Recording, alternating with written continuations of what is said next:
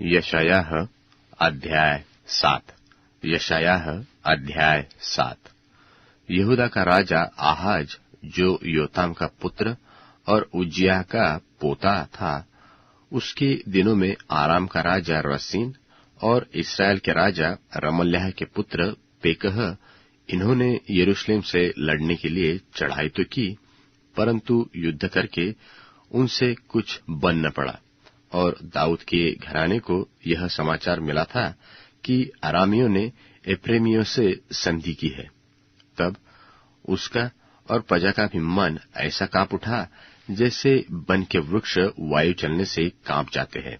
तब यहोवा ने यशायाह से कहा, अपने पुत्र शार्याशूब को लेकर ऊपरली पोखरे की नाली से सीरे पर धोबियों के खेत की सड़क पर आहाज से भेंट करने के लिए जा, और उससे कह कि सावधान रह और शांत हो, और उन दोनों धुआं निकलती लुकटियों से, अर्थात रसीन के और आरामियों के भड़कते हुए कोप से और रमल्याह के पुत्र से मत डर, और न तेरा मन कच्चा हो, क्योंकि आरामियों को और रमल्याह के पुत्र समेत एफ्राइमियों ने यह कहकर तेरे विरुद्ध बुरी युक्ति ठानी है कि आओ, हम यहूदा पर चढ़ाई करके उसको घबरा दे और उसको अपने वंश में लाकर ताबेल के पुत्र को राजा नियुक्त कर दे।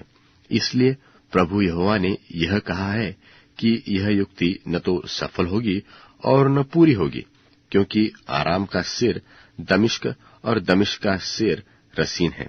फिर एफ्रेम का सिर शोम्रोन और शोम्रोन का सिर रमल्याह का पुत्र है। 65 वर्ष के भीतर एफ्रेम का बल टूट जाएगा और वह जाति बनी न रहेगी। यदि तुम लोग इस बात की प्रतीति न करोगे तो निश्चय तुम स्थिर न रहोगे। तब फिर यहोवा ने आहाज से कहा, अपने परमेश्वर यहोवा के कोई चिन्ह मांग, चाहे वह गहरे स्थान का हो व ऊपर का हो। आहाज ने कहा, मैं नहीं मांगने का, और मैं यहोवा की परीक्षा न करूंगा। तब उसने कहा, हे दाऊद के घराने, सुनो, क्या तुम मनुष्य को उकता देना छोटी बात समझकर अब मेरे परमेश्वर को भी उकता दोगे?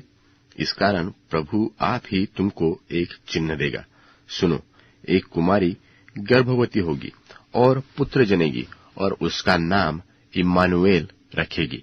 वह मक्खन और मधु खाएगा, जब तक कि वह बुरे को त्यागना और भले को ग्रहण करना न जाने, क्योंकि उससे पहले कि वह लड़का बुरे को त्यागना और भले को ग्रहण करना जाने, जिस देश के दोनों राजाओं के विषय में तू घबरा रहा है, वह निर्जन हो जाएगा।